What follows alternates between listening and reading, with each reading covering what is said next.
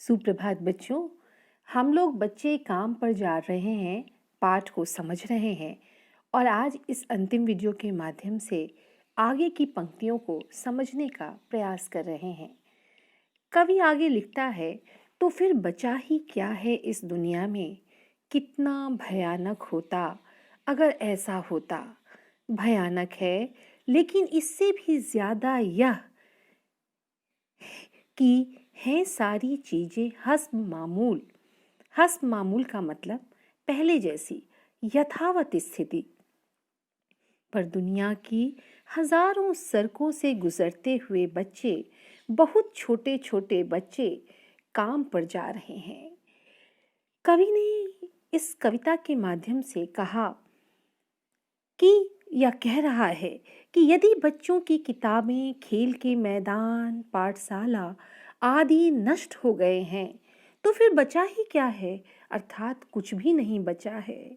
यदि कुछ भी न बचता तो भयानक बात थी, पर उससे भी अधिक भयानक बात यह है कि सब कुछ पहले जैसा है, सब कुछ यथावत है, एज इट इज है।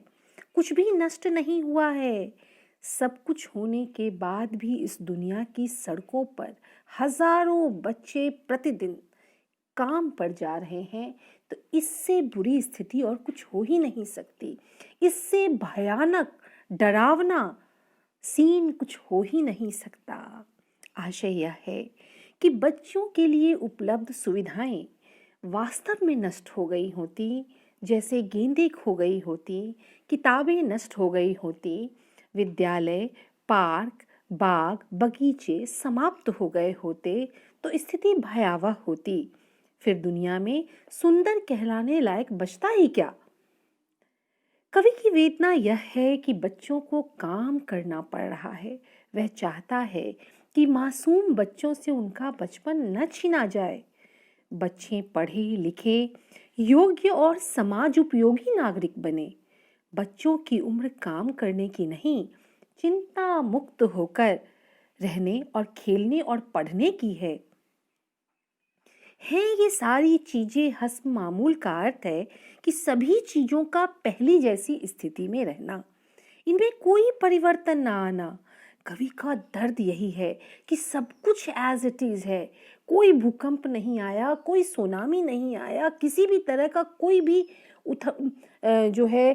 उठापटक नहीं हुआ संसार में। लेकिन ऐसी स्थिति में कोई भी भयानक स्थिति नहीं है, इनमें कोई परिवर्तन नहीं आया। यहाँ यह बच्चे खिलौनों, पुस्तकें और खेल के मैदान आदि सभी कुछ एज इट इज है। फिर भी ये बच्चे काम पर क्यों जा रहे हैं? इन्हें काम पर नहीं जाना चाहिए। बच्चों, भयानक स्थिति तब उत्पन्न हो जाती है जब बच्चों के खेल खिलौने, रंग बिरंगी पुस्तकें, विद्यालय तथा खेलने के पार्क आदि नष्ट हो जाते। जब ऐसा कुछ हुआ ही नहीं तो तब फिर ये क्यों काम पर जा रहे हैं? कवि स्थिति को अधिक भयावह इसलिए कहता है क्योंकि विभिन्न प्रकार के खिलौने, रंग बिरंगी पुस्तकें सब कुछ है, पर जरूरतमंद बच्चों को कुछ भी नहीं मिल पा रहा है।